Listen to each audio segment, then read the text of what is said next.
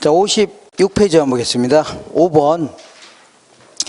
아파트 가격이 16% 상승함에 따라서 다세대 주택의 매매 수요량이 8% 증가하고 아파트의 매매 수요량은요 4% 감소했을 경우에, 자 일단은 볼게요.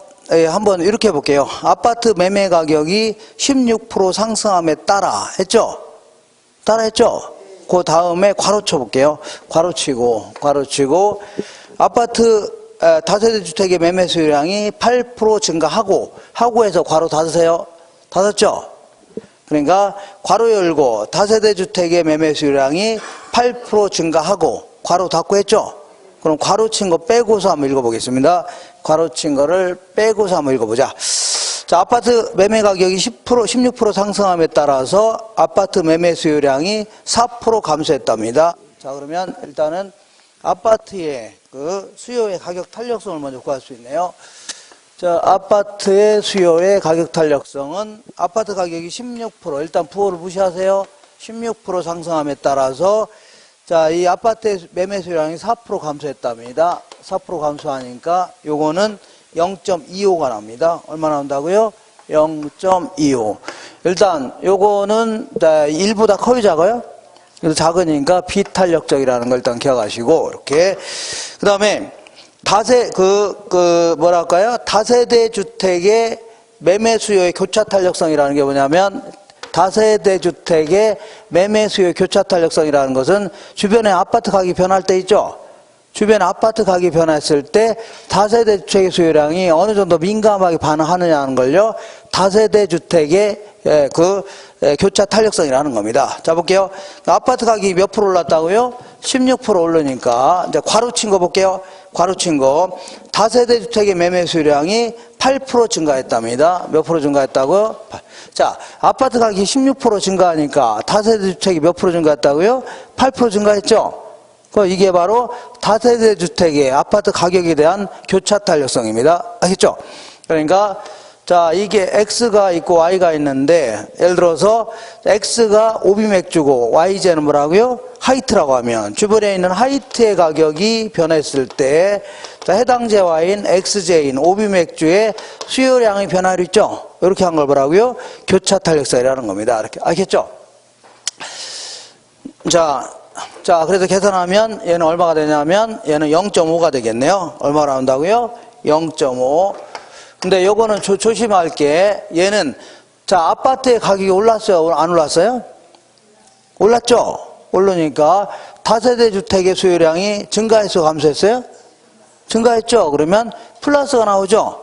플러스가 나올 때는 얘는 뭐라고요? 대체제 관계가 있는 겁니다. 무슨 관계라고요? 대체제 관계가 있다 해줘야 돼요. 자, 그래서 정답은 1번입니다. 상당히 좀 까탈스럽네요. 좀 까탈스럽죠? 할만한가요? 할만해요? 자, 다시 할게요. 다시. 자, 일단 괄호 친 거 빼고 읽겠습니다. 뭘 빼고 읽는다고요? 괄호 친 거 빼고 읽어볼게요. 아파트 매매 가격이 16% 상승함에 따라서 괄호 친 거 빼고 아파트 매매 수요량이 4% 감소했답니다. 그러니까 아파트의 가격이 16% 상승하니까 4% 감소했죠? 맞아요?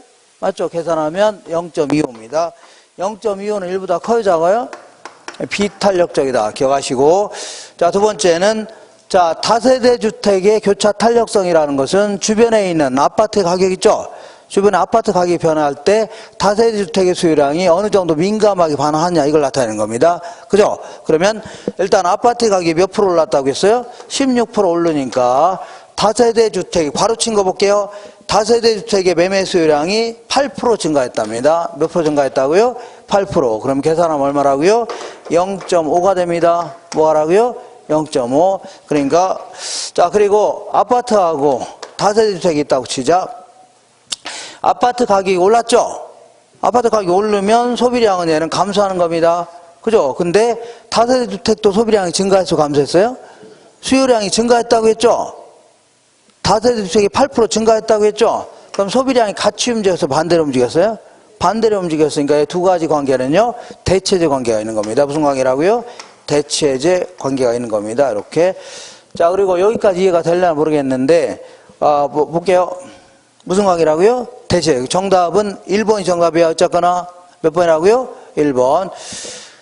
자, 이거 지워도 되죠? 지우는데. 자, 수요의 교차 탄력성이라는 게 뭐냐면 주변에 있는 다른 재와의 가격이 변할 때, 주변 다른 재와 가격이 변할 때 해당 재와의 수요량의 변화율, 이렇게 하는 걸 뭐라고요? 교차 탄력성이라는 겁니다. 자, 볼게요. 오비가 있고 하이트가 있다. 오비가 있고 뭐가 있다고요? 하이트가 있다. 이걸 대체제예요, 보완제예요? 얘들 간엔 대체제, 보완제? 대체제 아닙니까? 그러니까 하이트의 가격이 올랐다. 그럼 하이트 살려고 안 살려고요? 안 사고 오비는 더 살려고 하죠. 그러니까 대체제가 항상 플러스 형태로 나타납니다. 알겠죠? 그 다음에 커피가 있고 뭐가 있어요? 프림이 있다고 치자. 그러면 프림 가격이 올랐다. 그럼 프림 살려고 안 살려고요? 안 사고 커피도 덩달아 안 살려고 하죠. 얘는 더 안 살려고 하니까 보완제 간에는요 마이너스 형태로 나타납니다. 뭐라고요? 마이너스. 아까는 플러스 형태로 나타났죠. 그러니까 이제 대체제가 되는 겁니다. 뭐라고요? 대체제. 이렇게 막 섞어서 요거하고 섞어서 물어보면 상당히 헷갈립니다. 헷갈려요. 이분 젊으시면 가셨네? 이분한테 물어보려고 했더니 에이 저거 우습네요 그럴 줄 알았더니 토끼셨네. 어떻게 했다고요? 토끼였네. 이렇게. 자, 어떻게 할만하신가 이거? 응? 예? 뭐 해야 된다고요? 바보같이? 예? 어제가는 약간 하면 할만하죠? 이렇게. 어떻게, 네. 응? 멍이에요? 예. 자, 처음에는 조금 어렵게 느껴집니다. 이렇게. 줄게요, 이거. 자, 이번에는 6번 보겠습니다. 자, 항상 이게 수요의 소득 탄력성하고, 그래도 요거는 좀 낫습니다. 수요의 소득 탄력성하고, 수요의 가격 탄력성과 소득 탄력성을 집어넣어서 같이 이제 자, 섞어서 물어보는 건 그나마 좀 낫습니다. 교차 탄력성보다 좀 쉬워요. 6번 보겠습니다. A 부동산에 대한 수요의 가격 탄력성과 소득 탄력성이 각각 0.9하고 0.5랍니다. 얘는 얼마라고요? 0.9하고 0.5랍니다. 얘는 어떻게 계산한다고요? 가격의 변화율분의 수요량의 변화율. 얘는 뭐라고요? 소득의 변화율분의 뭐라고요? 수요량의 변화율. 이렇게 준 겁니다. 자, 이때 그 A 부동산의 가격이 2% 상승하고 A 부동산의 가격이 2% 상승하고 부호 무시하고 계산하세요. 일단 그 다음에 소득은 4% 증가했답니다. 몇 프로 증가했다고요? 4% 증가했을 경우에 A 부동산 수요량의 시장 전체의 변화율은 일단 요거 숫자 먼저 해결하실 줄 아셔야 됩니다. 숫자를. 자, 여기서 요거 나눈 게 0.9죠? 이때는 얘랑 곱하면 됩니다. 나누기가 넘어가면 곱하기로 바뀌니까 얘랑 곱하니까 1.8%입니다. 얘랑 곱하면 되죠? 그러면 2%가 됩니다. 일단 숫자는 해결했죠? 자, 그리고 그 밑에 괄호친 거에 보면 A 부동산은 정상제예요? 열등제예요? 정상제죠. 정상제는 소득이 증가할 때 수요가 증가한 제합니다. 열등제는요, 소득이 증가할 때 수요가 감소한 제가 있죠. 이렇게 하시고, 일단 가격이 올랐다고 해서 하락했다고 했어요. 가격이 올랐다고 했죠. 그러면 시장 가격이 올랐으니까 수요량은 1.8%가 감소하는 겁니다. 뭐라고요? 감소하는 거고, 그 다음에 소득이 4% 증가했다고 했죠. 그럼 정상제라면 얘도요 같이 올라가는 겁니다. 자, 소득이 증가하는 바람에 2%가 증가했죠. 그러니까 시장에서는 자, 이 가격이 올라가는 바람에 1.8% 감소했고 소득이 증가하는 바람에 2% 증가했죠. 그러니까 시장 정체에서는요 0.2%가 증가했네요. 뭐라고요? 0.2% 증가. 1번이 정답입니다. 몇 번이라고요? 1번 정답이다. 이렇게. 자, 계속해서 해볼게요. 지워도 되죠? 요거는 그래도 할만합니다. 요거는 자, 항상 가격과 수요량은 반대로 움직이죠. 그리고 정상제는 같이 움직입니다. 열등제는요 반대로 움직이다. 이것만 기억하시면 돼요. 자, 계속해서 계속 연습하는 겁니다. 오른쪽 볼게요. 자, 수요의 가격 탄력성을 구하라 할 때 어디 갔냐면 자, 이렇게 백분율이 주어진다면 바로 계산할 수 있습니다. 가격의 변화율분의 뭐라고요? 수요량의 변화율. 1번 볼게요. A지역의 중형주택 임대료가 평균 15% 인상함에 따라서 중형주택에 대한 임대 수요가 30% 감소했다면 중형주택 임대 수요의 가격 탄력성 이렇게 100분이 주어질 경우는 바로 계산할 수 있습니다. 임대료가 몇 프로 올랐다고요? 15% 오르니까 30% 감소했죠? 일단 부호 무시하고 계산하시면 돼요. 계산하면 2가 정답입니다. 뭐라고요? 2가 정답이다. 자, 정답 이런 거 뭐예요? 맞죠? 이렇게 하시고 자, 근데 100분율까지 계산해라. 이렇게 할 경우는 좀 골치 아파집니다. 100분율까지 계산해라. 자, 그러면 잡을게요. 이거 하셔야 됩니다. 자, 가격이 100원에서 120원 올랐다. 자, 그러면 자, 얼마 오른 거예요? 몇 프로 오른 거예요? 100원에서 120원 올랐다. 20% 오른 겁니다. 항상 요게 기준입니다. 100원에서 20원 오른 거죠? 그러니까 20% 오른 겁니다. 얼마 올랐다고요? 20%가 오른 겁니다. 이렇게. 자, 그랬더니 소비량이 1000개를 구입하려다가 600개로 줄이려고 한다. 600개.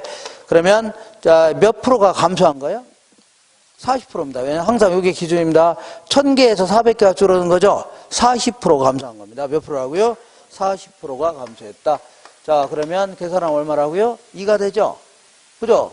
이거 되는데, 자, 이렇게 100분율 이렇게 주어지면 바로 계산하면 되는데, 이런 식으로 물어본다면 이렇게 계산해야 됩니다.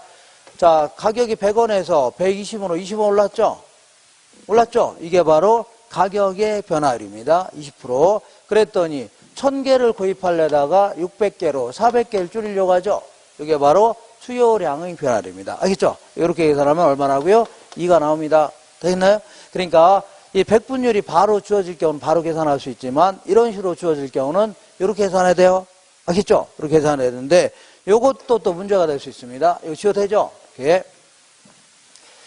자, 어디를 볼 거냐면 2번 보겠습니다. 2번.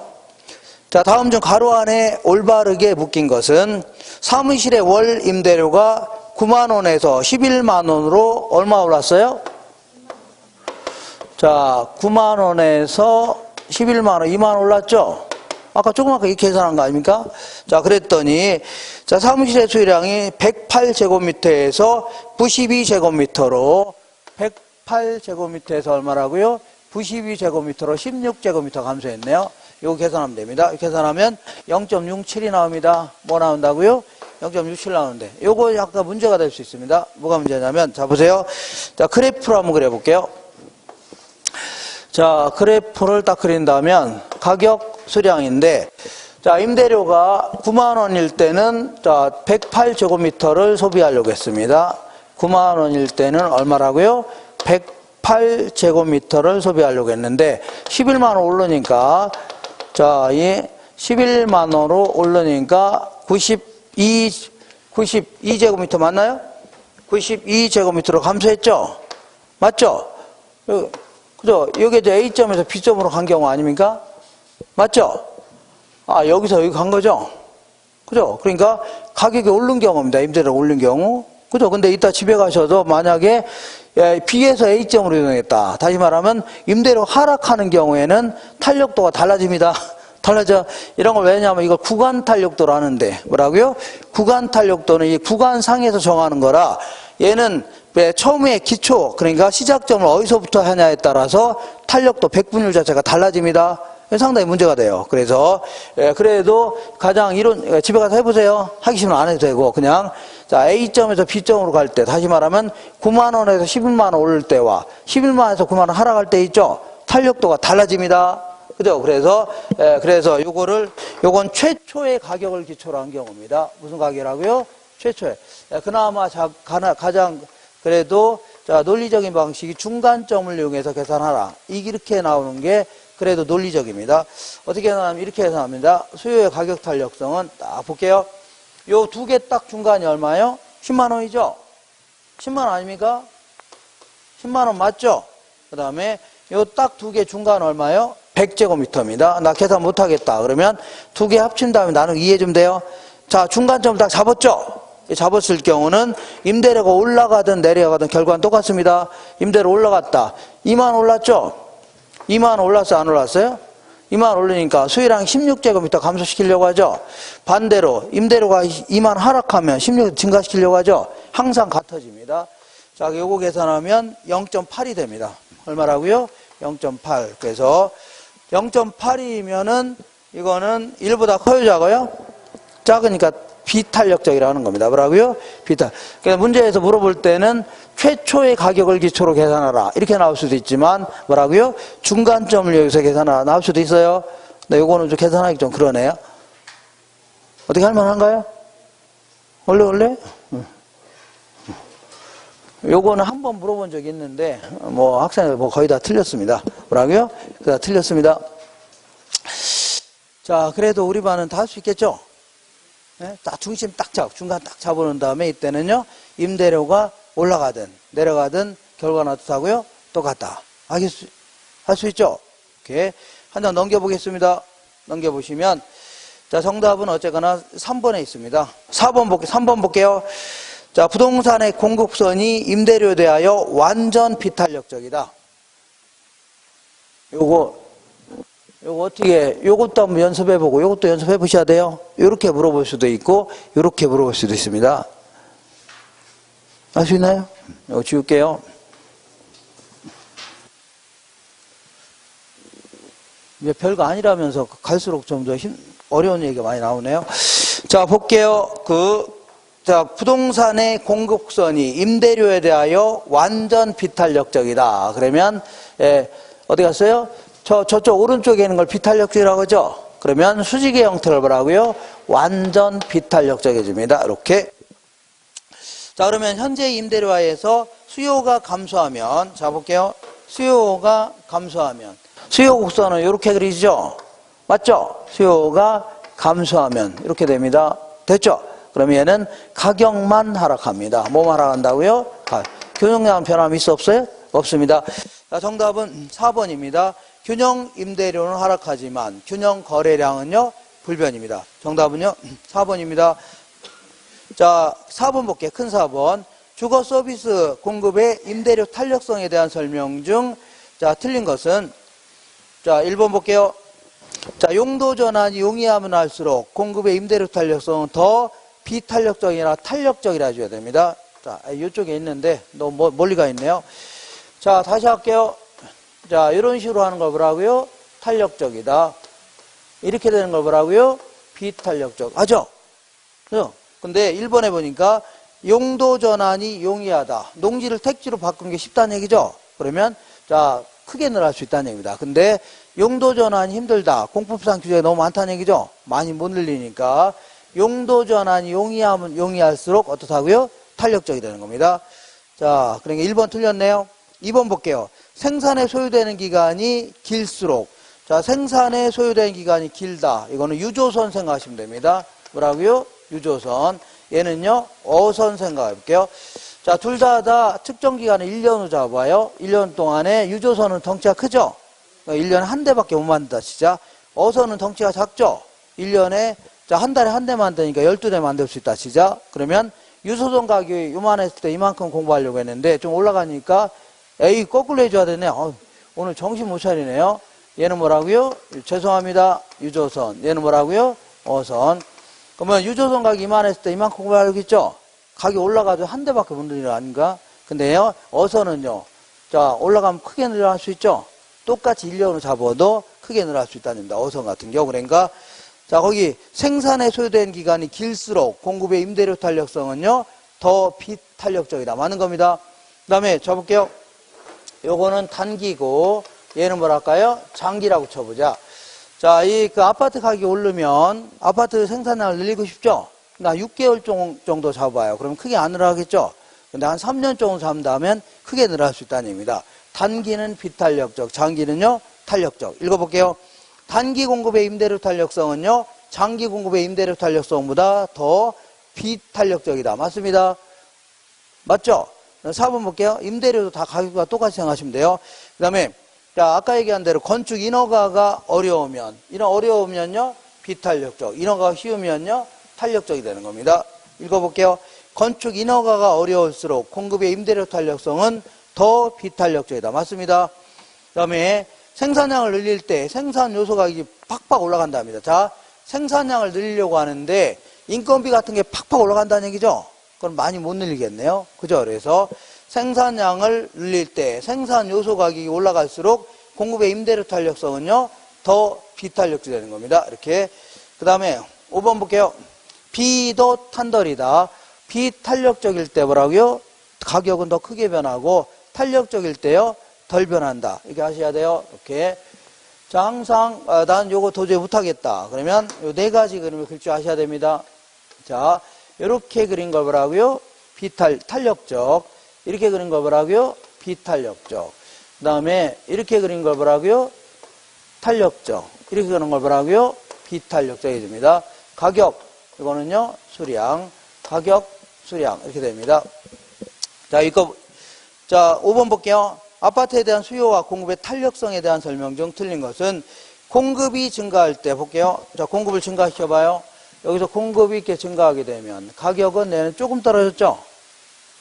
조금 떨어졌죠? 근데 요거는 공급이 증가하면 가격은요, 팍 떨어졌죠? 그래서 비탄력적일 때 더 크게 변합니다, 가격. 자, 그래서 공급이 증가할 때 수요의 가격 탄력성이 비탄력적일수록 가격은 더 내린다. 맞죠? 2번 볼게요. 수요의 소득 탄력성은요, 소득의 변화율에 대한 수요량의 변화율. 맞습니다. 세 번째 볼게요. 수요가 증가할 때, 자, 보세요. 이번에는 수요를 증가시켜봐요. 수요가 증가하게 되면 얘는 가격이 조금 올라갔죠? 얘는 뭐라고요? 수요가 증가하면 가격은 팍 올라갔네요. 비더 뭐라고요? 탄덜이다. 자, 수요가 증가할 때 공급의 가격 탄력성이 비탄력적일수록 가격은요, 더 오른다. 맞습니다. 공급이 가격에 대하여 완전 비탄력적이다. 공급이 가격에 대하여 완전 비탄력적이면 어때요? 이렇게 그린 게 완전 비탄력적이죠? 이렇게 가격, 수량. 자, 완전 비탄력적이라면 수요가 증가하도, 자, 수요를 증가시켜봐요. 수요를 증가하면 가격만 올라가죠? 가격만 올라간다. 자, 수요가 증가해도 가격은 변하지 않는다가 아니라 가격만 상승한다. 뭐만 상승한다고요? 가격만 상승한다.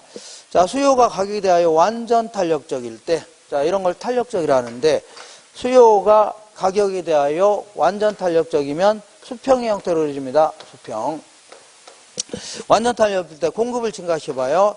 공급이 여기서 이렇게 증가하니까 얘는요, 가격은 변함이 있어 없어요? 꼭 균형량만 증가하는 겁니다. 자, 공급이 증가해도 가격은 변하지 않는다. 맞죠? 그러니까 여기서 여태 뭘 물어본 거예요? 비더 뭐라고요? 탄덜이다.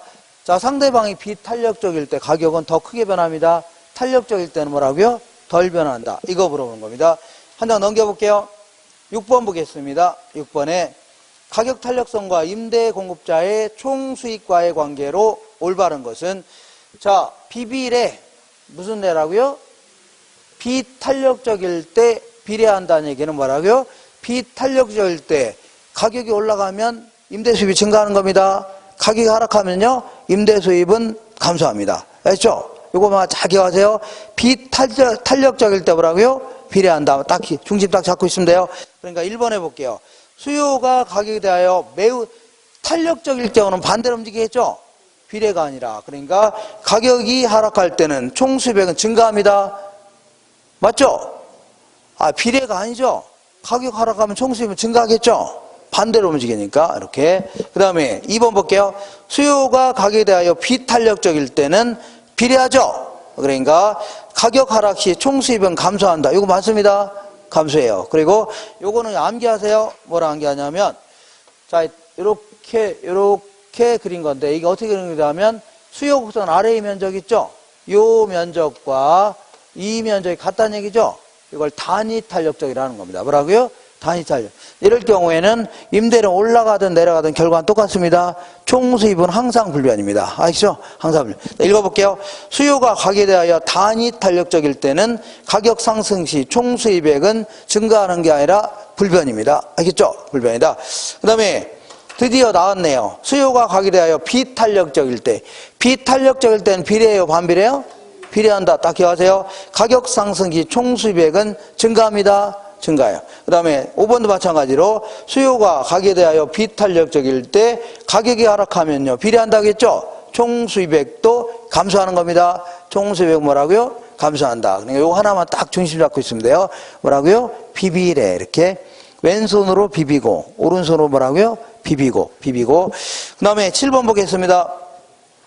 자, 부동산에 대한 수요와 공급의 가격 탄력성에 대한 설명으로 틀린 것은 어느 부동산과 밀접한 대체재가 시장에 출현한다면 그 부동산에 대한 수요의 탄력성은 이전보다는 더 커지겠죠. 대체재가 많아질수록 탄력적이 되는 겁니다. 이번에 수요의 가격 탄력성은 가격이 변화할 때 수요량이 얼마나 변화한지를 나타내는 정성적 지표가 아니라 정량적 지표라 하는 겁니다. 뭐라고요? 자, 경제현상을 분석하는 지표는 크게 정량적 지표라는 게 있습니다. 정량적. 이거는요, 주로 이제 수량이나 면적 이런 걸 가지고, 수량이나 면적 이런 걸 가지고, 자, 그 지표로 삼는 걸요, 정량적 지표라는 겁니다. 그 다음에 정성적 지표라고 있는데, 정성적이라는 것은 뭐 성질, 성격 이런 거 있죠. 그러니까 가격이 올라가니까 사람들의 막 그 성격이 막 어떻게 될 수 있어요? 악마처럼 변할 수 있죠. 이런 걸 뭐라고요? 정성적 지표다. 그래서 보통 이제 뭐 행복지수가 바뀔 수도 있고, 뭔 지수라고요? 행복지수라든가 이런 거 있죠. 이런 걸 뭐라고요? 정성적 지표라는 겁니다. 아시겠죠? 거의 대부분은 이제 그 정량적 지표인데, 경제학에서 경제학에 나중에 공부하다 보면 나중에 사회 후생함수라고 있습니다. 후생. 그쪽에 가서 자, 경제가 옛날 발전하면 뭐합니까? 사람들의 어떤 뭐라고요? 행복지수 같은 게 떨어질 수 있죠? 그죠? 이런 거를 행복지수 이런 걸 답을 하고요. 정성적 지표라는 겁니다. 그래서 우리는 수요 공급이 일어날 때는 답을 하고요. 정량적 지표를 공부하는 겁니다. 3번 해볼게요. 수요의 가격 탄력성이 1보다 클 경우에, 자, 1보다 클 경우는 탄력적이죠? 그러면 반대로 움직입니다. 비례하는 게 아니라 뭐라고요? 반대. 그러니까 1보다 클 경우에 임대료가 상승하면요, 임대업자 임대 수입은 감소하겠죠? 맞죠? 그 다음에 공급의 가격 탄력성은 단기에 비하여 장기에 더 탄력적이다. 아까 단기적으로 많이 못 늘린다고 했죠? 장기적으로는요, 크게 늘어날 수 있는 겁니다. 맞습니다. 수요의 가격 탄력성이 완전 탄력적일 경우에, 자, 어디 갔어요? 이런 거를 탄력적이고, 완전 탄력적이면 수평이죠? 수평이다. 자, 그러면 물어보는 게 뻔합니다. 공급이 증가해봐요. 공급이 증가하면, 자, 균형량만 증가합니다. 자, 완전 탄력적일 경우에 공급이 증가하면 균형 임대료는 변화하지 않고 균형 거래량만 증가한다. 맞네요? 균형 거래량만 뭐라고요? 증가한다. 이렇게. 오른쪽 보겠습니다. 부동산 가격 상승 및 하락 요인에 관한 설명이다. 열거하였다. 옳은 걸 모두 골라라. 자, 이거 뭐.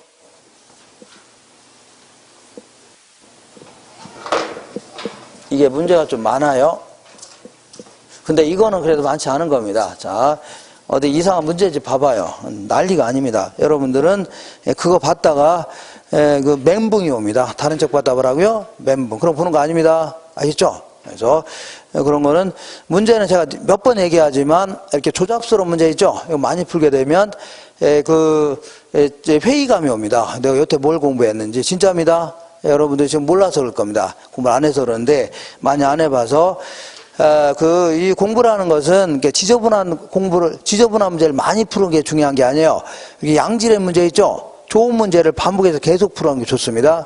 알겠나요? 그래서 여기 있는 문제가 그래도 다른 문제에 비해서 상당히 질이 좋은 문제입니다. 진짜예요. 제가 이제 추리고 다듬고 해서 만든 문제이기 때문에 훨씬 낫습니다. 다른데 어떤 이상한 문제 보면 난리가 아닙니다. 그거 못 풀어요, 그거. 풀기 힘듭니다. 진짜입니다. 그런 거 나온 것도 아니에요. 나오는 것도 아니고 시험에 나올 만한 문제이죠. 이걸 가지고 반복해서 계속 풀어보고서 그때 딱 체크해서 답하고 나오셔야 되지. 이상한 문제 풀으면 그거는 그런 문제 나오지도 않을 뿐만 아니라 나와도 못 풀어요. 이런 거. 나도 못 풉니다. 진짜입니다. 나올 만한 문제 있죠. 항상 계속 나오는 문제들만 계속 반복해서 풀고 넘어가시면 되는 겁니다. 자, 어디 갔냐면 8번 볼게요. 자, 수요와 공급이 만나는 점에서 그러니까 나중에 중개활동 하시더라도 이렇게 예를 들어서 그 원룸 같은 거 보여주잖아요. 이럴 때 뭐 무슨 막 한 10개를 막 보여주면 사람 헷갈려서 못 찾습니다. 그거 어떤 게 좋은지 몰라요. 근데 딱 3가지 있죠. 딱 아주 수익성도 좋거나 아니면 깨끗한 거 있죠. 딱 세 개만 딱 보여주면서 찾아라 이렇게 해야 되는 겁니다. 그죠? 그런 게 훨씬 더 뭐라고요? 더 변별력이 더 생기는 겁니다. 그 얘가 약간 잘못된 얘 같기도 하고, 저는 약간 뭐, 예? 아니, 좀 잘못 들은 것 같기도 하고, 어쨌거나 오늘 좀 상태가 별로 안 좋아요, 제가. 좀 이상하게 속이 안 좋네. 어제 그저께 술 마셨는데, 아직도 그 속이 안 좋네. 8번 보겠습니다. 부동산 가격 상승 및 하락 요인에 대한 설명이다. 이거 봐. 읽기도 엉망으로 있잖아요. 옳은 것을 모두 몇 개인가? 자, 대체재 가격이 하락했죠? 하락하면. 자, 대체재 하면 항상 오비하고 뭐라고요? 화이트 딱 써놓으면 끝나는 겁니다.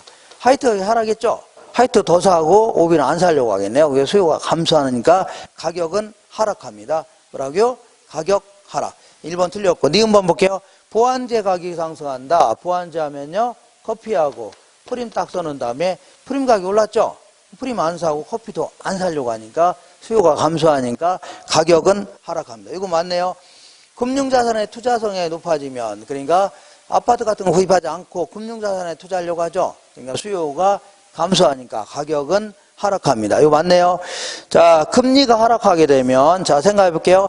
금리가 하락하면 수요도 증가하고 공급도 증가하는 겁니다. 알겠죠? 그럼 이때는 뭐라고요? 변화폭이 큰 것만 그리라고 했죠? 변화폭인 거. 그러니까 공급이 수요보다 탄력적으로 변했답니다. 그럼 밑줄 쳐볼게요. 공급이 더 탄력적. 뭐라고요? 공급이 더 탄력적이라는 건 더 크게 변했다는 얘기입니다. 민감하게. 그러면 공급의 증가만 그리면 됩니다. 자, 보세요. 공급의 증가는 여기서 여기로 그리면 되죠? 가격 하락입니다. 가격 상승이 아니라 뭐라고요? 하락. 그 다음에 LTV가 확대하면, 자, LTV가 확대하면 수요가 증가하겠죠? 수요 증가하니까 가격 상승입니다. 가격 뭐라고요? 상승. 그 다음에 인플레가 발생하면 아까 얘기한 대로 부동산 가격은 일반적으로 올라가죠?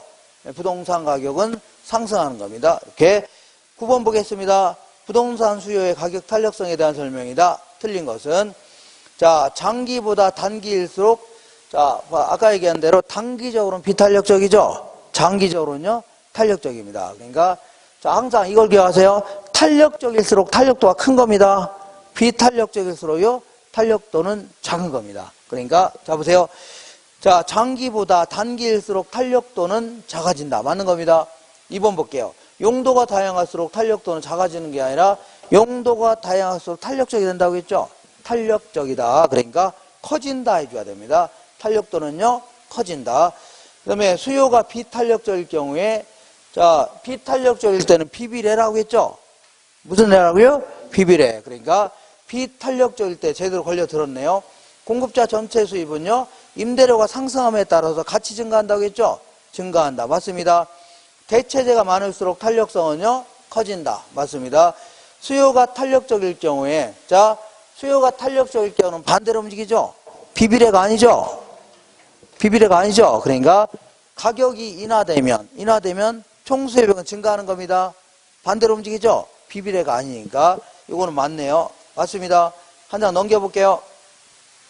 다음은 부동산 공급에 대한 관한 내용을 서술하였다. 틀린 걸 모두 골라라. 자, 일단, 자, 보세요. 저기 보시면, 단기적으로는 비탄력적인데, 장기적으로는 뭐라고요? 탄력적이 되는 겁니다. 알겠죠? 아까 얘기한 대로, 단기적으로는 비탄력적인데, 장기적으로는요, 아파트 계속 늘릴 수 있는 거죠? 6개월 동안에 늘릴 수 있어, 없어요? 없고. 그죠? 이렇게. 1번 볼게요. 자, 저 오른쪽 같은 걸 뭐라고요? 경사가 급하다. 왼쪽 같은 걸요? 경사도가 완만하다. 이렇게 얘기합니다. 그래서, 장기 공급선의 경사도가 가파른 것은, 자, 저 오른쪽 같은 걸요, 경사가 가파르다 해줍니다. 왼쪽 같은 걸요, 경사가 완만하다. 이렇게 얘기합니다. 그러니까, 자, 저기 볼게요. 단기, 이거는 단기고, 얘는 장기죠? 단기는 가파르고, 장기는 뭐라고요? 완만합니다. 그러니까, 자, 경사도가 가파른 것은 장기가 아니라 뭐라고요? 단기입니다. 장기 지우시고 뭐라고요? 단기 공급선의 경사도가 가파른 것은 단기적으로 가격이 상승한다 하더라도 공급량을 곧바로 늘릴 수 있어 없어요? 없다. 크게 늘릴 수 없기 때문인 겁니다. 그러니까 기업권은 장기가 아니라 뭐라고요? 단기입니다.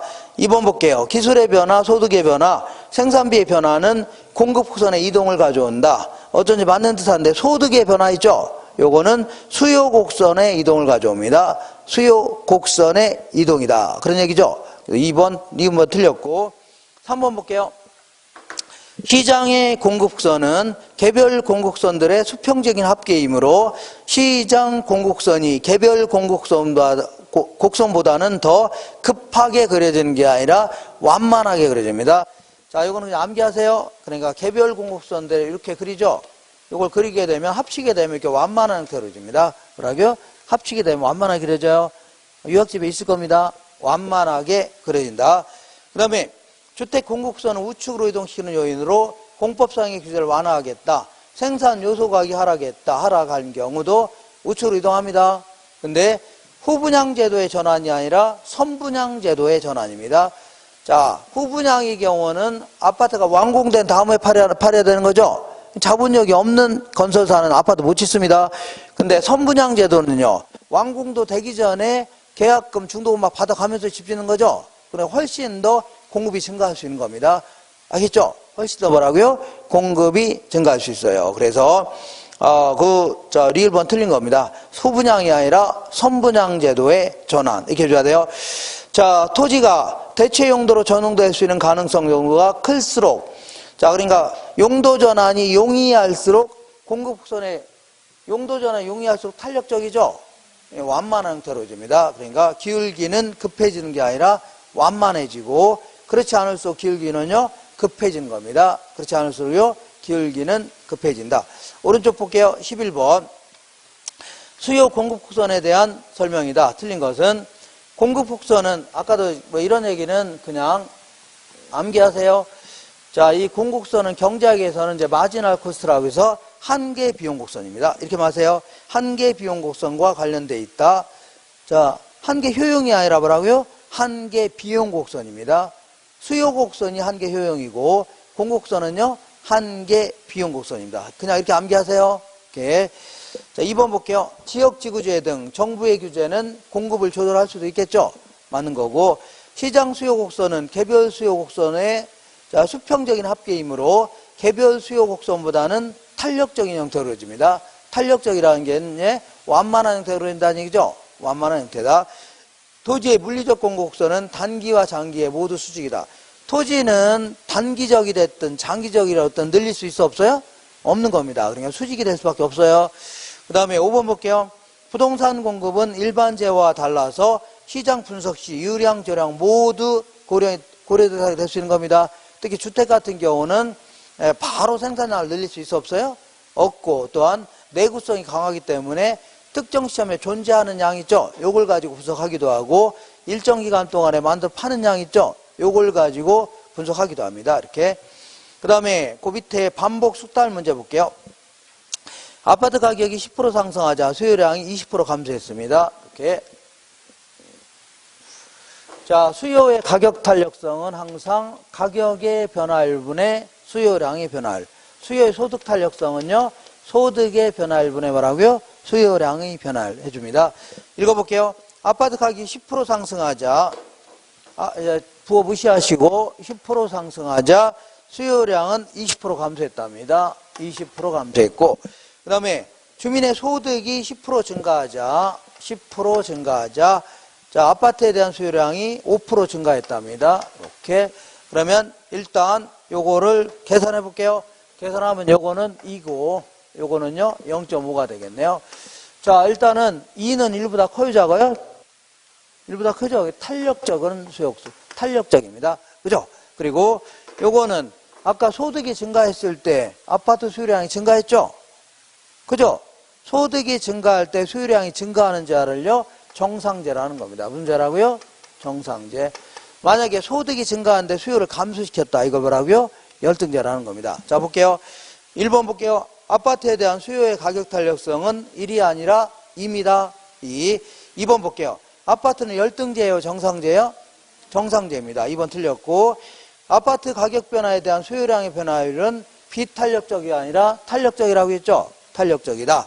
세 번째, 네 번째, 가격 상승으로, 자, 이거는 탄력적이죠?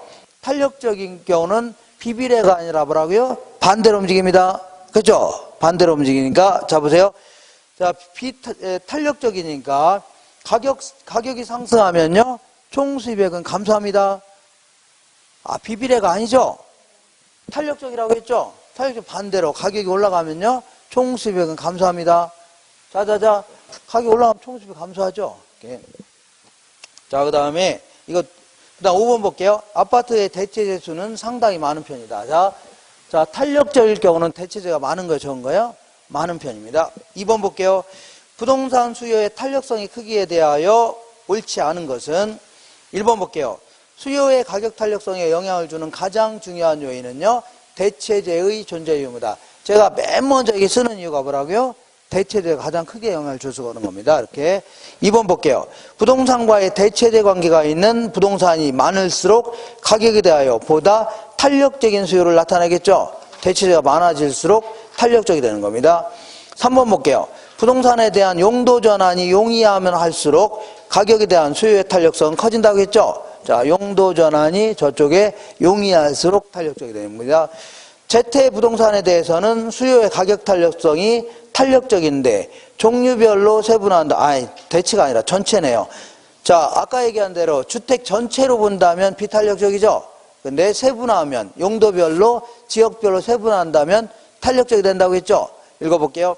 전체 부동산에 대해서는 수요의 가격 탄력성이 비탄력적인데 비하여 종류별로 세분화한다면요, 탄력적이 될 수 있는 겁니다. 탄력적. 아파트 연립 다세대 이렇게 세분화한다면 탄력적이 될 수 있다겠죠. 그 다음에 장기보다는 장기일수록 가격에 대한 수요에는 보다 탄력적이 된다. 자, 무조건 이렇게 수요가 됐든 공급이 됐든 장기보다는요, 장기가 탄력적입니다. 용도 전환이 용이할수록 둘 다 뭐라고요? 탄력적. 용도가 다양할수록 뭐라고요? 다 탄력적이 되는 겁니다. 그 다음에 3번 볼게요.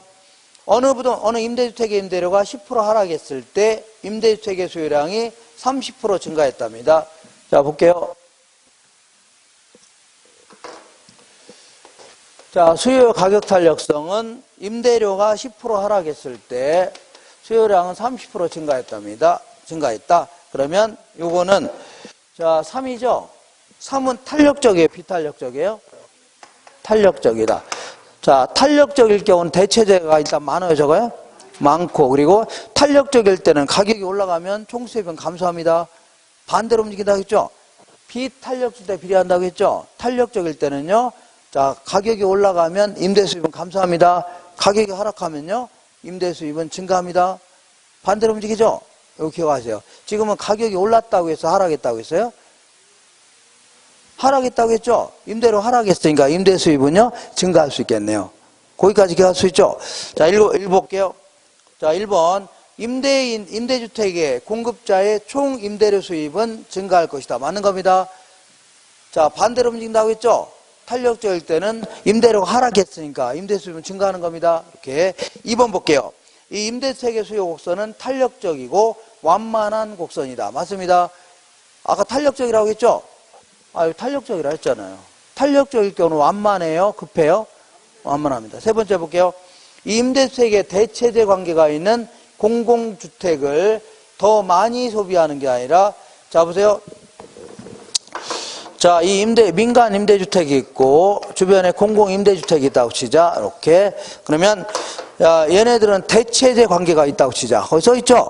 그러면 지금 요게 민간 임대주택이라면 임대료 하락했죠? 임대료 하락하니까 소비량이 증가했을 거 아닙니까? 근데, 자, 만약 대체재 관계가 있다면 소비량이 같이 움직여요? 반대로 움직여요?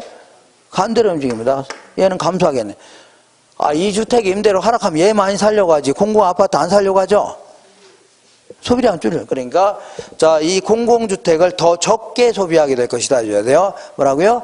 더 적게 소비할 것이다. 그 다음에, 임차인은 종전보다. 자, 그러면, 아까 임대료가 하락했다고 했죠? 그러면 임대인의 총 수입액은 증가해요, 감소해요? 반대로 움직인다고 했죠? 탄력적이니까 임대료 하락한 거 아닙니까? 그럼 임대 수입은 증가해요, 감소해요? 증가죠? 임대 수입이 증가했다는 얘기는 임대를 누가 내는 거예요? 임차인이 내는 거 아닙니까? 임차인들의 임대료도 부담이 커지는 겁니다. 이렇게 읽어볼게요. 임차인은 종전보다 임대주택에 지출하는 비용이 더 커질 것이다. 맞는 겁니다. 그 다음에 임대주택에 효용이 비슷한 제가 많을 것이다. 효용이 비슷한 거를요, 대체제라는 겁니다. 대체제가 뭐라고요? 많을 것이다. 맞는 겁니다. 자, 4번 볼게요. 4번. 이렇게. 자, 지금 할만한가요? 네? 자, 이 3번을 정확히 알고 있다는 얘기는 지금 요 내용을 많이 알고 있는 겁니다. 그죠? 근데 3번을 내가 무슨 얘기 모르겠다. 그러면 약간 좀 뭐가 좀 공부가 좀 안 돼 있는 겁니다. 이렇게. 자, 4번 볼게요. 다음 그림은 공급곡선 A와 B를 나타내는 것이다. 수요 곡선은 동일한 걸로 가정한 자. 다음 설명 중 틀린 것은? 자, SA하고 SB를 딱 보니까 이렇게 따로따로 그려볼게요. SA는 좀 급한 형태로 그려졌죠? 아닌가요? SB는요, 상대적으로 완만한 형태로 그려졌죠? 그죠? 이런 거 뭐라고요? 비탄력적. 이런 거 뭐라고요?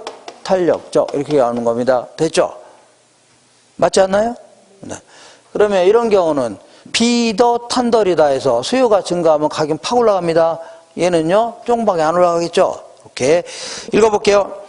자, 1번 볼게요. B가 A보다 탄력성이 더 크다. B가, 이거예요. A 뭐 하는 거예요? 자, B가 A보다 탄력성이 크죠? 맞습니다. 2번 볼게요. A가 B보다 이런 걸요, 기울기가 크다. 이런 거 뭐라고요? 기울기가 작다 해집니다. 그러니까 A가 B보다 기울기가 크다. 맞습니다. 세 번째 볼게요. 만약에 얘를 단기라고 한다면 얘는 뭐라고요? 장기가 되는 겁니다. 아까 장기적으로 탄력성이 된다고 했죠? 그러니까 A가 단기 공급선이고 B가 뭐라고요? 장기 공급에 해당될 겁니다. 기간으로 따진다면. 그 다음에 자, 가격이 상승하면, 자 볼게요. 얘는 가격이 상승하면 팍 올라가죠? 얘는요, 가격이 상승, 아니, 이거는 아니. 자, 얘는 가격과 공급량과의 관계를 물어보는 겁니다. 가격과 뭐라고요? 공급량. 그러면 공급의 법칙이 뭐라고요? 가격이 올라가면 공급량 늘리려고 하죠? 얘가 됐든 얘가 됐든 둘 다 뭐라고요? 가격이 올라가면 공급량 늘리려고 할 겁니다. 이렇게 읽어볼게요. 가격이 상승하면 A의 공급량도 증가하며 뭐라고요? B의 공급량도 증가합니다. 맞아요. 그 다음에 자, 수요를 증가시켜봐요. 수요를 여기다 증가하게 되면 얘는 가격이 팍 올라가죠? 팍 올라가죠? 근데 얘는요, 수요가 증가하면 가격이 조금만 올라갔네요. 아, 얘는 여기서 팍 올라갔죠? 얘는요, 여기서 조금 올라갔죠? B더 뭐라고요? 탄덜이다. 그러니까 수요가 증가하면 A보다 B의 가격 상승폭이 더 클 것이다. A하고 B를 바꿔놓으세요. 자, B보다는 A가 가격 상승폭이 클 것이다 해줘야 돼요. 알겠죠? B보다는 A가 가격 상승폭이 크다. 그 다음에 5번 보겠습니다. 이 지울게요. 5번. 자, A 부동산에 대한 수요의 가격 탄력성과 소득 탄력성이 각각 0.8하고 0.3이랍니다. 소득 탄력성, 자, 이렇게 두 가지 주어지는 경우를 얘기합니다. 수요의 가격 탄력성은요, 가격의 변화율분의 뭐라고요? 수요량의 변화율. 얘는요, 소득의 변화율에 대한요, 수요량의 변화율. 자, 볼게요. 0.8하고 0.3이랍니다. 얘는 0.8, 얘는요, 0.3이래요. 이때 가격이 3% 상승하고 소득이 6% 증가했다면 얘는 3% 증가하고 6% 증가했답니다. 자, 증가했다면 A부동산 수요량의 전체의 변화율은, A부동산은 정상제라고 했죠? 정상제라고 했죠? 정상제가 뭐예요? 소득이 증가할 때 수요가 증가한 제가 압니까? 요거 기억하시고, 일단 숫자를 해결해야 됩니다. 숫자는 요거랑 해결해야 되는데, 얘랑 얘랑 곱하면 돼요? 2.4가 됩니다. 38에 24에서 2.4%. 얘도 마찬가지로 얘랑 곱하면 돼요? 36은 18에서 1.8%가 됩니다. 해석할 줄 아셔야 돼요. 해석. 자, 일단 이 가격이 올랐다고 했죠? 가격이 3% 올랐죠? 오른 거 아닙니까? 그럼 수요의 법칙에 따라 소비량은 2.4%가 감소한 겁니다. 이렇게. 그 다음에 소득이 6% 증가했죠? 근데 정상제라고 했죠? 정상제는 같이 증가하는 겁니다. 같이. 그래서 1.8%가 증가했네요. 그러니까 시장 전체에서는 가격이 올라가는 바람에 2.4% 감소했고, 소득이 증가하는 바람에 1.8% 증가했죠? 시장 전체에서는 0.6%가 증가했네요. 시장 전체에서 1.6% 감소했네요. 0.6% 뭐라고요? 감소했다. 이게 정답입니다. 자, 그 다음에 6번 볼게요. 어느 토지의 가격에 대한 공급의 탄력성이 완전 비탄력적일 경우에, 자, 공급이 완전 비탄력적이면 어떻게 그려져요? 이렇게 수직의 형태 아닙니까? 맞죠? 완전 비탄력적일 경우에, 자, 이 토지에 대한 수요가 감소했다면, 자, 수요가 감소하면, 이렇게 볼게요. 그러면 수요가 감소하면 가격만 하락했죠? 균형량은 변함없이 가격만 하락했다. 정답은 4번입니다. 토지의 균형량은 감소하지 않으면서 지가만 하락한다. 이렇게 해줘야 돼요. 뭐만 하락한다고요? 지가만 하락했다. 7번 보겠습니다. 다음은 부동산 수요의 탄력성에 대한 설명이다. 옳지 않은 것은 부동산 수요의 탄력성은 수요량의 변화율을요, 가격의 변화율로 나누어 구한다. 자, 수요량의 변화를요, 가격의 변화율로 나누어 구한다. 맞습니다. 이번에 부동산 수요의 가격 탄력성은요, 주거용 부동산이 상업용, 공업용 부동산에 비하여 더 탄력적이다. 주거용이 상업용, 공업용에 비해서는 탄력적이다. 맞습니다. 세 번째, 수요의 가격 탄력성이 1일 경우에는, 자, 1일 경우에는 아까 단위 탄력적이라고 했죠? 단위 탄력적일 경우는 임대료가 올라가든 내려가든 임대 수입은 항상 똑같습니다. 그러니까 1일 경우는 전체 수입은요, 임대료와 상관없이 불변입니다. 맞아요. 수요가 비탄력적일 경우에는, 자, 비탄력적일 경우는 비례한다고 했죠? 그죠? 임대료 오르면 임대 수입 증가하죠? 비례합니다. 자, 그래서 비비례했죠? 그러니까 비탄력적일 경우에는 임대료가 상승함에 따라서 전체 수입은 감소하는 게 아니라 증가합니다. 이게 틀렸네요. 증가한다. 필수품, 자, 그리고 요거 볼게요. 요거는 뭐냐면, 요거는, 자, 필수품입니다. 자, 필수품. 예를 들어서 비누. 그리고 요거는요, 귀고리 생각할게요. 귀고리. 우리 비누 같은 게 가격이 올라갔다고 해서 아침에 비누칠 안 할 수는 없는 거죠? 크게 안 줄어듭니다. 왜냐면 꼭 필요한 물건이니까. 근데 귀고리 같은 경우는 올라가면 뭐예요? 왜 이렇게 비싸? 안 사면 될까요? 나오죠? 크게 줄일 가능성이 있습니다. 그러니까 필수품은 비탄력적, 사치품은요, 탄력적입니다. 기억하세요? 자, 그래서 5번 볼게요. 필수품일수록 탄력성은 작아지고 비탄력적이라는 얘기입니다. 사치품일수록요, 탄력성은 커진다. 이렇게 맞습니다. 자, 8번 볼게요. 아파트 공간에 대한 수요의 임대료 탄력성은 0.8이고 매년 이렇게 거의 이렇게 비슷한 문제가 계속 물어봅니다. 수요의 가격 탄력성, 수요의 소득 탄력성, 요거를 연결해서 물어보는 게 많이 나옵니다. 아유, 잠깐만요. 지금 8번 하는 거죠? 아파트 공간에 대한 수요의 가격 탄력성 0.8이랍니다. 이건 얼마라고요? 0.8. 그 다음에 이 소득 탄력성은요, 0.5랍니다. 0.5. 아파트 임대료가 10% 상승했음에도 불구하고, 요거는 약간 응용력을 요합니다. 아파트 임대료가 10% 상승했음에도 불구하고, 자, 이 아파트 전체 수요량은 2% 증가했답니다. 그렇다면 소득은 얼마나 변했을까? 그런 얘기입니다. 자, 볼게요. 자, 아파트의 임대료가 올라가면 수요량은 감소하죠? 임대료가 올랐다고 했죠? 그럼 수요량은 감소했죠? 감소해야 되는데, 전체는요, 2%가 올랐답니다. 몇 프로 올랐다고요? 2% 올랐다. 그러면, 자, 2% 올랐다는 얘기는, 자, 볼게요. 임대료가 10% 올랐죠? 그럼 일단 요거 먼저 계산할게요. 이거 8%가 감소했다는 얘기입니다. 임대료가 올랐으니까 4% 감소했죠? 감소한 거 아닙니까? 그랬음에도 불구하고 시장 전체는 몇 프로 올랐다고요?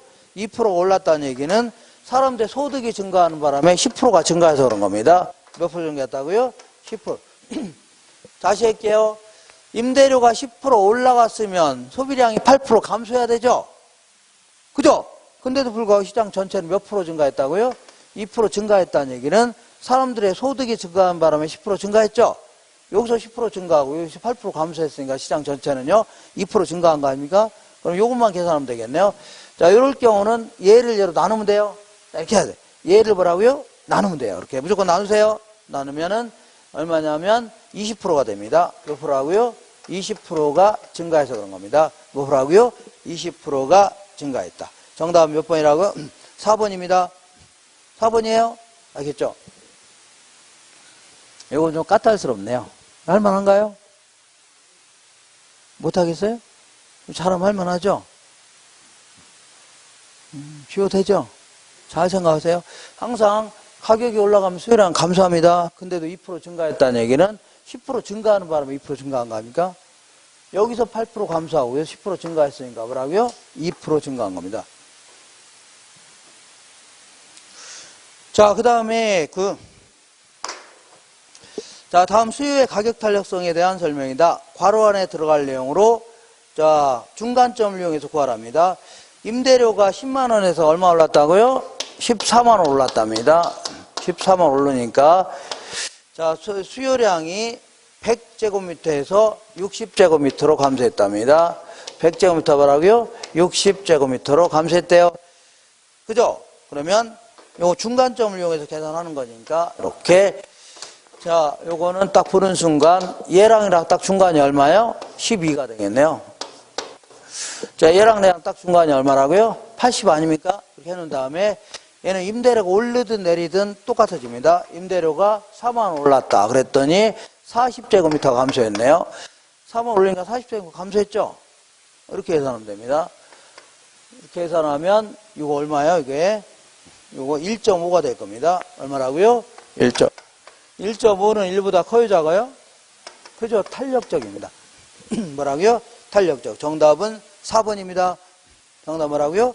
4번. 이거 아까 했었죠? 아까처럼 하면 됩니다.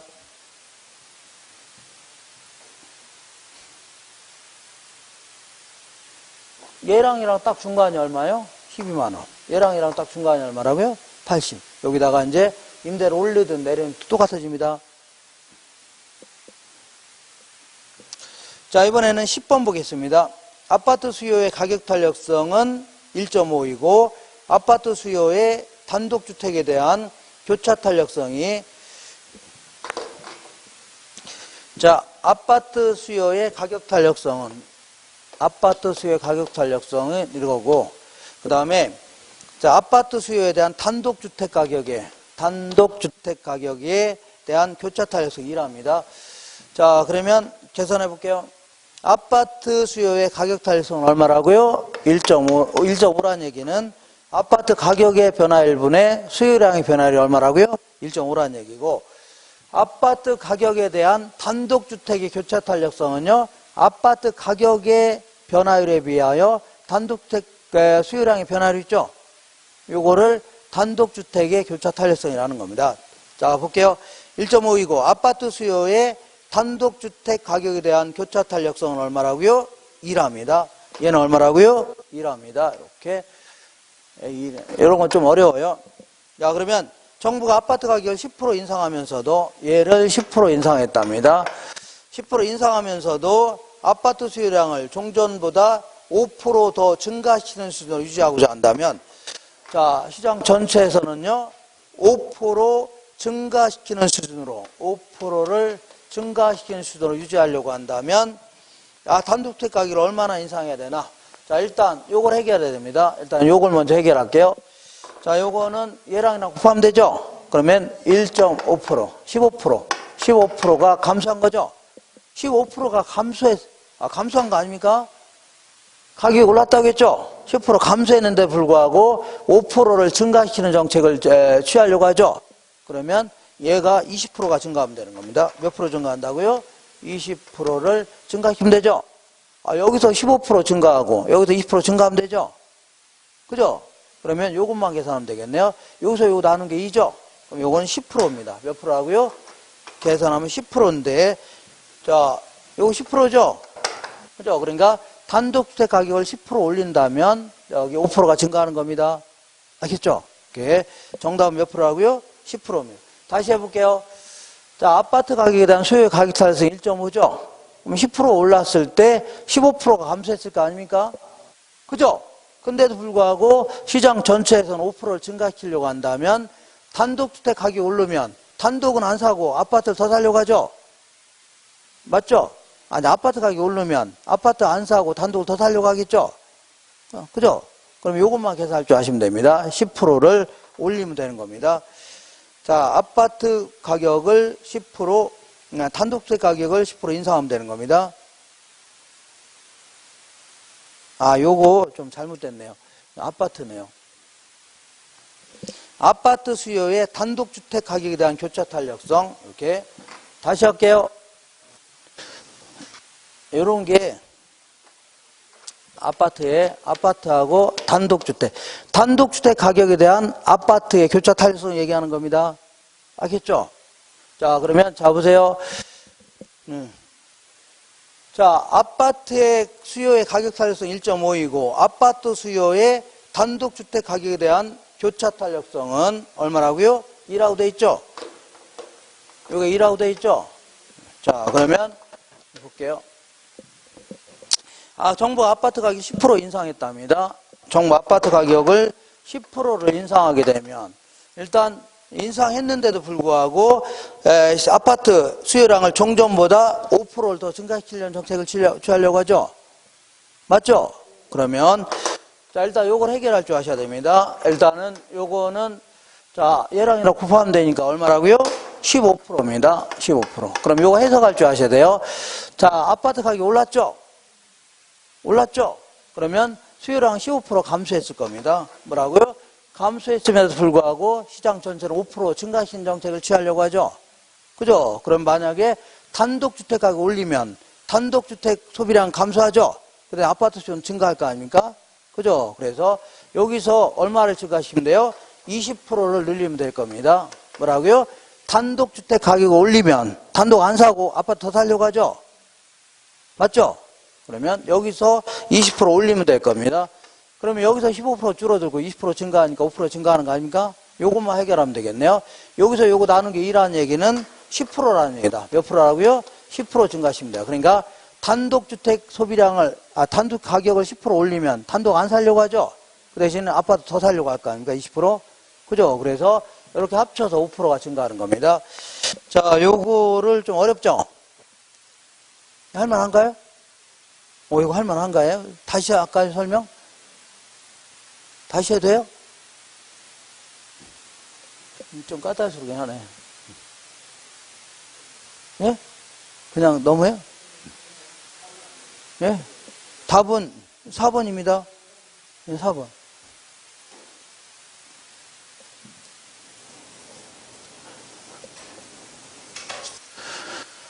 자, 아파트하고 단독주택이 대체제라면 단독 가격이 오르면 단독 안 사고 아파트 더 사려고 하죠?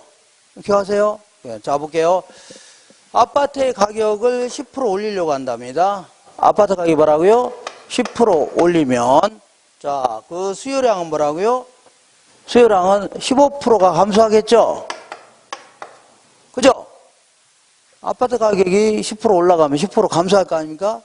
그죠? 근데도 불구하고 시장 전체에서는 5% 늘리려고 한다면 만약에 단독주택 가격 올리면 단독 안 사고 아파트 더 살 수 있죠? 그죠? 거기서 10% 올리면 20% 늘리면 되겠네요. 여기서 20% 늘리면 되죠? 요것만 해결하면 되겠네요. 요거는 여기서 요거 나눈 게 2죠? 그럼 얘는 얼마라고요? 10%를 늘리면 된다는 얘기입니다. 몇 프로라고요? 10%. 그러니까 단독주택 가격 10% 올렸더니 단독은 안 사고 아파트 더 살 수 있죠? 그래서 여기서 15% 감소하고 여기도 20% 증가하니까 전체는 뭐라고요? 5%가 증가하는 겁니다. 자, 11번 볼게요. 아파트에 대한 공급의 가격 탄력성이 2.5라면 자, 2.5라면 자, 요거는 가격이 3% 하락할 때 공급량의 변화는 일단 가격이 3% 하락했죠? 근데 요거 해결하면 되겠네요. 요거 해결하면 얘는 얘랑이랑 곱하면 돼요. 그럼 얼마라고요? 7.5%입니다. 요거 조심할 게 이거는 공급의 가격 탄력성이죠? 공급의 가격 탄력성은 가격과 공급량은 비례해요? 반비례해요? 비례한다. 그러니까 가격이 하락했죠? 공급량도 같이 하락하는 겁니다. 7.5% 감소했네요. 뭐라고요?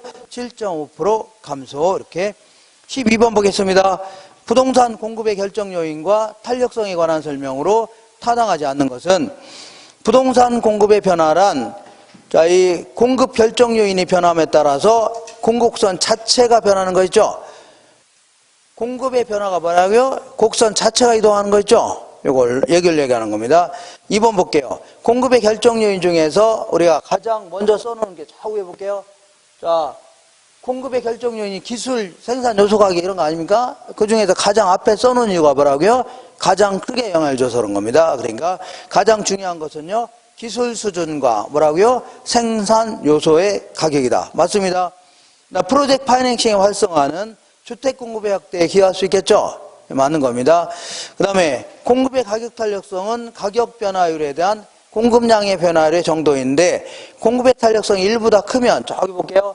1보다 크면 어떻다고요? 탄력성입니다. 탄력적.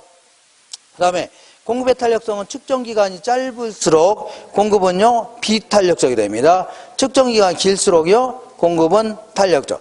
단기적으로는 비탄력적, 장기로는요, 탄력적이 되는 겁니다. 알겠죠? 그래서 요거 제가 아까 약간 읽으면서 헷갈렸는데, 알겠죠? 그러니까 거기 첫 번째 줄 아파트 수요의 단독주택 가격에 대한 교차 탄력성 있죠? 요거는 단독주택 가격이 변했을 때 아파트 수요량이 어떻게 변하냐 있죠? 이렇게 단독주택 가격의 변화율분의 아파트 수요량의 변화율 있죠? 이렇게 계산한 게 바라고요. 아파트 수요의 교차 탄력성입니다. 그죠? 요것만 잘 기억하시면 돼요. 이렇게 뭐의 교차 탄력성 할 때는 여기 아파트가 먼저 나와야 됩니다. 아파트 수요의 교차. 이거는 이런 거 좀 막 문제 풀다 보면 헷갈립니다. 헷갈릴 수 있죠? 할만한가요? 어떤 건? 8번은 자, 이거는 수요의 가격 탄력성과 소득 탄력성을 묶어서 문제 낸 거고, 10번은요, 수요의 가격 탄력성과 수요의 교차 탄력성 있죠? 요거 묶어서 낸 겁니다. 이렇게. 예?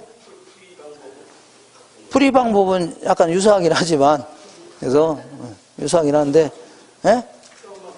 예, 표현은 좀, 자, 이것만 잘 기억,